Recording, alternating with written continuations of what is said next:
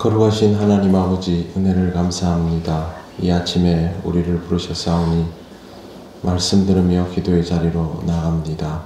성령께서 우리를 인도하여 주옵소서. 예수님 이름으로 기도드립니다. 아멘. 찬송가 401장 하나님께 찬양드립니다. 주의 곁에 있을 때 마음이 든든하오니 주여 내가 살 동안 인도하여 주소서. 주여 주여 나를 인도하소서. 빠른 세상 살 동안 주여 인도하소서. 피난처인 예수여 세상 물결 험할 때 크신 은혜 베푸사 나를 숨겨주소서. 주여 주여 나를 인도하소서. 빠른 세상 살 동안 주여 인도하소서. 세상 풍파 지난 후 영화로운 나라와 눈물 없는 곳으로 들어가게 하소서. 주여 주여 나를 인도하소서. 빠른 세상 살 동안 주여 인도하소서. 아멘. 하나님 말씀 누가복음 21장 25절부터 28절까지입니다. 한 절씩 교독하겠습니다. 1월 성신에는 징조가 있겠고 땅에서는 민족들이 바다와 파도의 성난 소리로 인하여 혼란한 중에 곤고하리라. 사람들이 세상의 말들을 생각하고 숨어서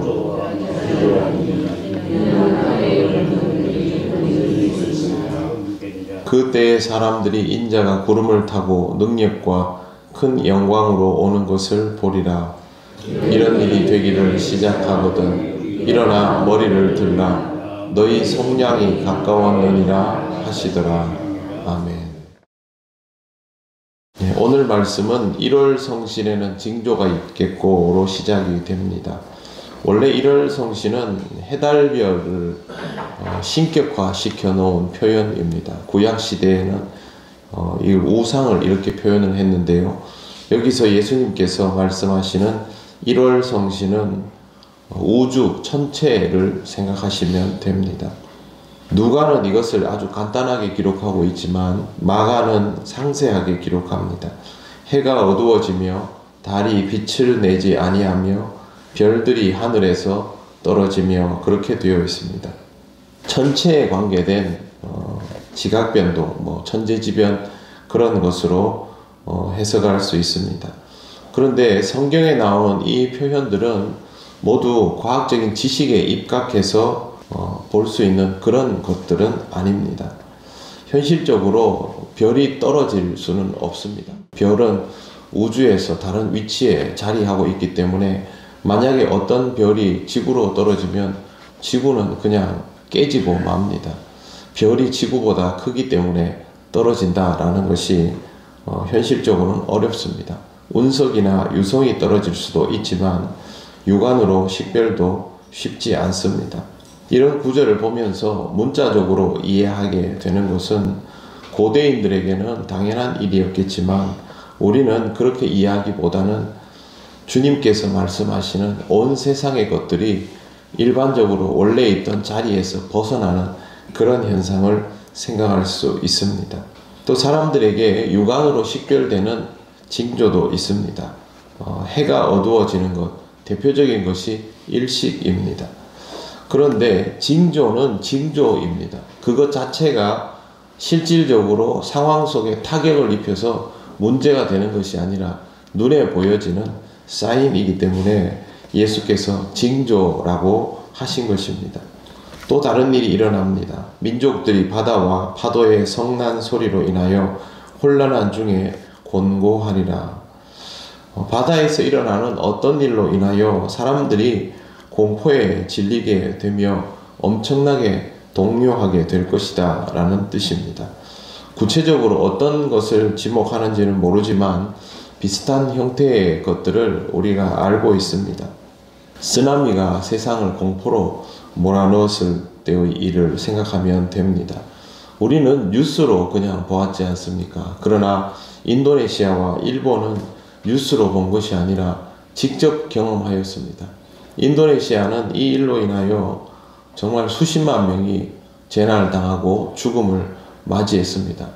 여러분, 한 국가 안에서 100명, 200명이 사고로 죽어도 그것이 온 국민들에게 공황을 가져다 주는데 10,000명, 20,000명, 100,000명 이렇게 인명피해가 나면요, 그건 국민들 전체가 공황 상태가 됩니다. 왜 그러냐면 이게 감각적으로 가족을 잃는 것과 같은 그런 무게가 되기 때문에 그렇습니다.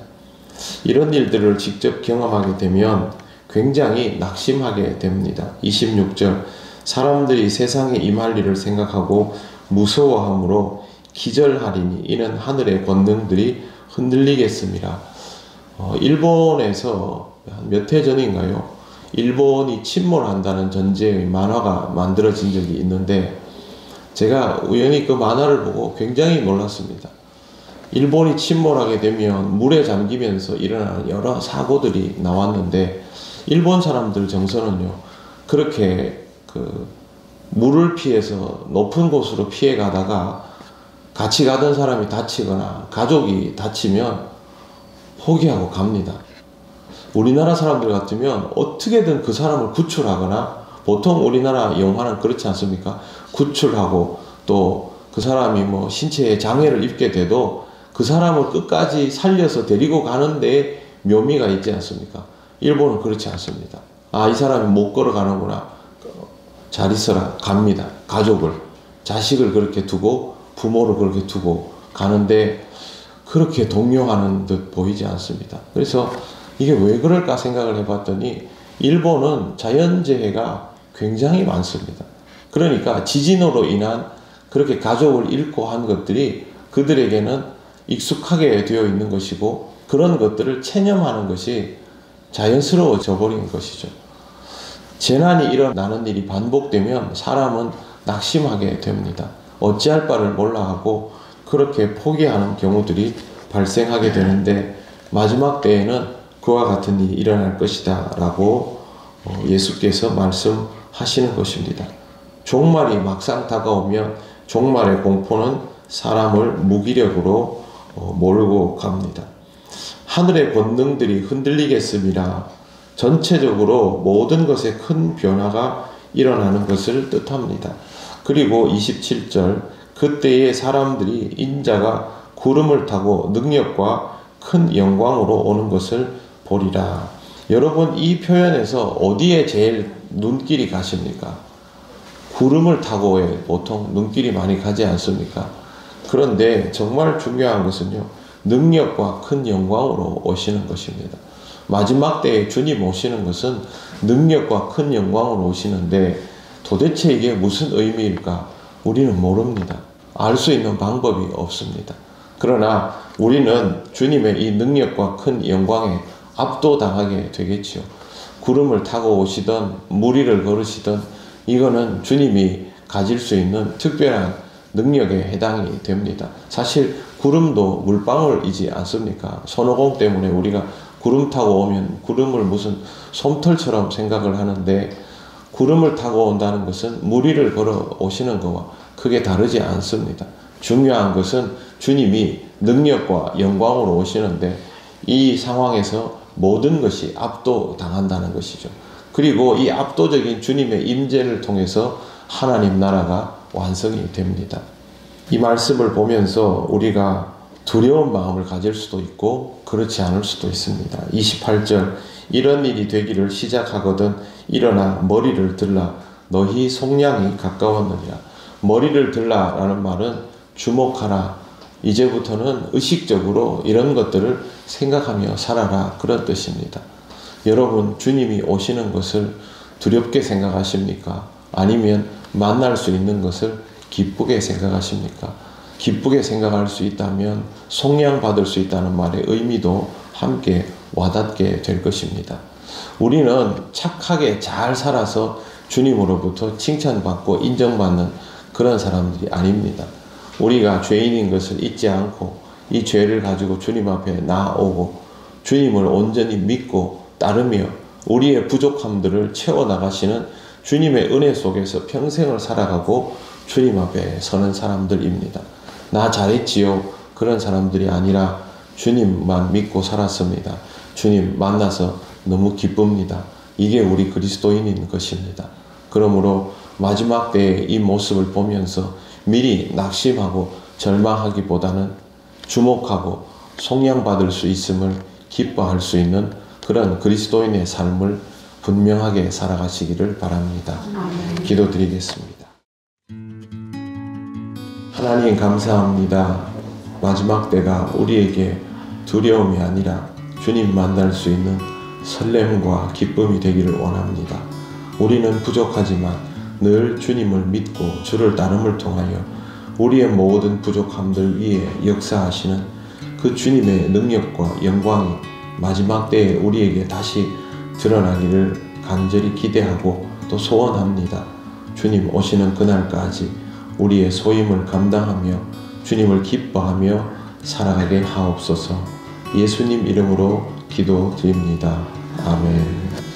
하늘에 계신 우리 아버지, 아버지의 이름을 거룩하게 하시며 아버지의 나라가 오게 하시며 아버지의 뜻이 하늘에서와 같이 땅에서도 이루어지게 하소서. 오늘 우리에게 일용할 양식을 주시고 우리가 우리에게 잘못한 사람을 용서하여 준 것 같이 우리 죄를 용서하여 주시고 우리를 시험에 빠지지 않게 하시고 악에서 구하소서. 나라와 권능과 영광이 영원히 아버지의 것입니다. 아멘.